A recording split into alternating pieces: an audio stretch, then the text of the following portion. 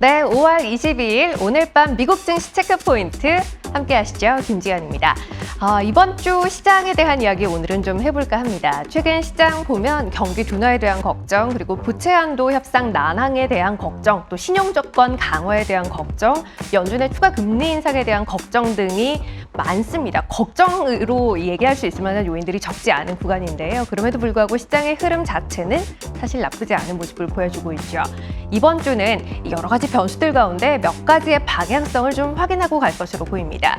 우선 부채 한도 협상의 방향에 대한 부분 확인할 걸로 보이고요. 이외 또 연준의 정책 방향성에 대한 부분 역시 확인하고 갈 걸로 보여요. 오늘 첫 번째 체크포인트 역시 부채 한도 협상과 관련한 내용 꼽아봤습니다. 지난주 금요일 뉴욕 증시가 하락했던 건 공화당 그리고 백악관이 부채 한도 협상을 중단했다라는 소식 때문이었죠. 양측 모두 다 각자의 입장을 받아들이기 힘들다며 협상장을 떠난 것으로 알려지며 지수는 약세를 보였던 바 있습니다. 다만 주말 지나고 G7 정상회의차 일본을 방문했던 바이든 대통령이 미국으로 다시 돌아오는 기내에서 케빈 메카시 하원의장과 통화를 가진 걸로 전해졌고요. 이 통화에서 다시 협상을 재개하기로 결정했다는 소식이 있었습니다. 또 바이든 대통령과 메카시 의장이 현지 시각으로 22일, 그러니까 오늘 밤에 직접 만남을 갖기로 했다라는 소식까지 전해졌죠. 일단 생각했던 대로 빠르게 아주 쉽게 합의가 이루어지진 않고 있습니다만 그렇다고 해서 양측이 협상에 끈을 놓지는 또 않고 있는 상황입니다. 이 관련한 뉴스 플로우가 어떻게 전개될지 이번 주 시장 방향에 있어 중요한 부분이 될 것 같습니다. 자, 두 번째 체크 포인트로 넘어갈게요. 또 한 가지 연준의 정책 방향성이라는 부분 역시 이번 주 확인하고 가야 할 부분이 될 걸로 보입니다. 이번 주 후반에 발표될 지표와 관련한 내용인데요. 4월 개인 소득, 소비 지출 지표 발표되고요. 함께 4월 PC 물가지수 역시 공개됩니다. 4월 개인 소득과 소비 지출은 일단 전달보다 0.4% 정도 늘어날 것으로 좀 더 개선됐을 것으로 기대를 하고 있습니다.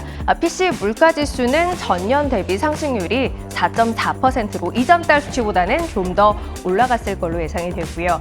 해석하기에 따라서 연준의 추가 금리 인상 가능성에 방점을 찍을 수도 있는 지표라는 점 염두에 두고 주 후반에 이 지표 보셔야 할 것 같고요. 한편 오늘 밤에도 이와 관련해서 연준의 정책 방향과 관련해서 짚어봐야 할 이슈들이 몇 가지 예정돼 있습니다. 이번 주 여러 가지 연준 인사들의 발언이 나올 예정인데요. 오늘 밤에도 일단 보면 8시 30분 현지 시각입니다. 오전 8시 30분부터 10시 50분까지에 걸쳐서 제임스 블라드 세인트루이스 연은 총재 그리고 로리 로건 댈러스 연은 총재의 발언이 진행되고요. 이외에도 토마스 바킨 리치몬드 연은 총재와 라파엘 보스틱 애틀랜타 연은 총재의 발언도 예정이 돼 있습니다. 이 가운데 투표권을 갖고 있는 건 로리 로건 댈러스 연은 총재 한 명뿐입니다만 제임스 블라드 세인트루이스 연은 총재 등을 포함한 3명 모두 다 시장이 그들의 발언에 집중하고 있는 정도가 적지 않기 때문에 어떤 이야기할지 또 시장 어떻게 반응할지 지켜보셔야 할 것 같고요.